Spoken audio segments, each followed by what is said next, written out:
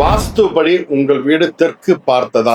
வாஸ்து சாஸ்திரப்படி 4 திசைக்கும் 4 விதமான தேவர்கள் இருக்காங்க. ஓகேங்களா?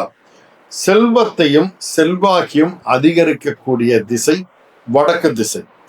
வடக்கு திசையில தான் செல்வத்தின் அதிபதியான குபேரன், மகாவிஷ்ணு, அப்புறம் மகாலட்சுமி இருக்கிறதா ஒரு ஐதீகம் சொல்லப்படுது. இதனாலதான் லேண்ட் வாங்குறவங்க வடக்கு பார்த்த வீடு வாங்கணும் அப்படின்னு நினைக்கிறாங்க.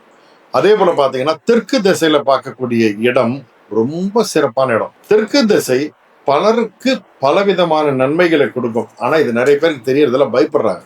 ஓகேங்களா? ஏன்னா இது யமதர்மருடைய டைரக்ஷனு, யமலோகம் இருக்கக்கூடிய இடம் அப்படின்னு நினைக்கிறாங்க. ஓகேங்களா? அது இல்லாம செவ்வாயுடைய ஆதிக்கம் பெற்ற டைரக்ஷனும் அதுதான். ஓகேங்களா?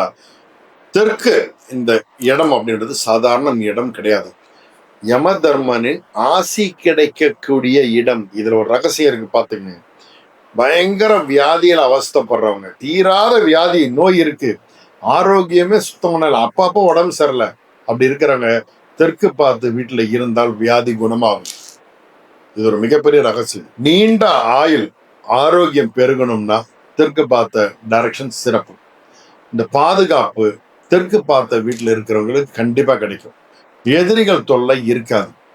உயிர் போற அளவுக்கு இருக்கக்கூடிய விபத்துகள் நடக்காது. இன்னொன்னு, செவ்வாயோட அதிகாரிகள தைரியம் அதிகம். ஓகேங்களா? அதனாலதான் இங்க இருக்கிறவங்க ரொம்ப தைரியசாலியா இருப்பாங்க. தெற்கு பார்த்த வீட்டில் வசிக்கிறவங்களுக்கு பித்திருக்களுடைய ஆசி உண்டாகும், முன்னோர்களுடைய அனுகிரகம் உண்டாகும். ஓகேங்களா? தெற்கு திசையில வரக்கூடிய ஆபத்துக்கள் எதுவா இருந்தாலும் அது முன்னாடியே உங்களுக்கு உணர்த்திடும். அதுக்கு உண்டான சயின்ஸ் உங்களுக்கு முன்னாடி தெரிஞ்சிடும். அது அந்த இடத்துக்கு ஒரு ஸ்பெஷல் அது. ஓகேங்களா? இது ஒரு பெரிய யோகம் தான் இல்லையா?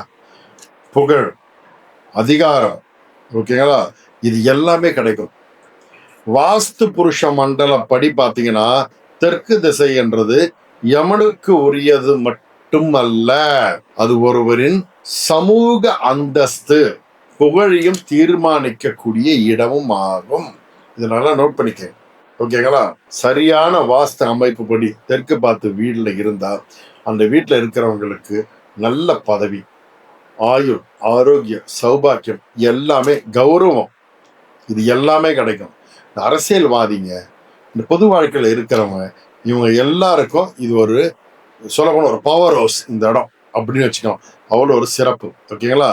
தெற்கு மனை வாங்குறவங்க கவனிக்க வேண்டிய விஷயம் என்ன தெரியுங்களா?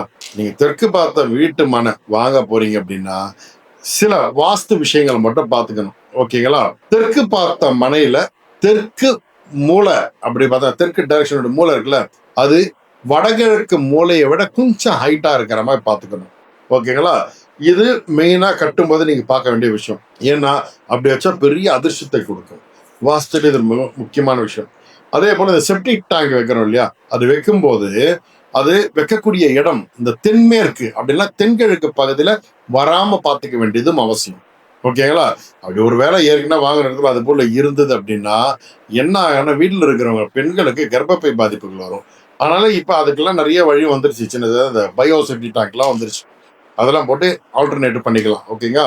அதே போல அந்த அந்த வீட்டுல பீரோ வைக்கக்கூடிய இடம் பார்த்து, இல்ல பணம் வைக்கக்கூடிய இடம் பார்த்தீங்கன்னா தென்மேற்கு மூலையில வைக்கிறது சிறப்பு. அதுவும் அதை திறக்கக்கூடியது வடக்கு இல்லைன்னா கிழக்க பார்த்து திறக்கிற மாதிரி வைக்கிறது நிறைய செல்வத்தை சேர்த்து கொடுக்கும். ஓகேங்களா? சோ தெற்கு திசை மனை ரொம்ப சிறந்த மனை தான். தாராளமாக வாங்கலாம், பயன்படுத்தலாம், அது வீட்டிலும் தங்கலாம். நல்லது நடக்கும். சாய்ராம்.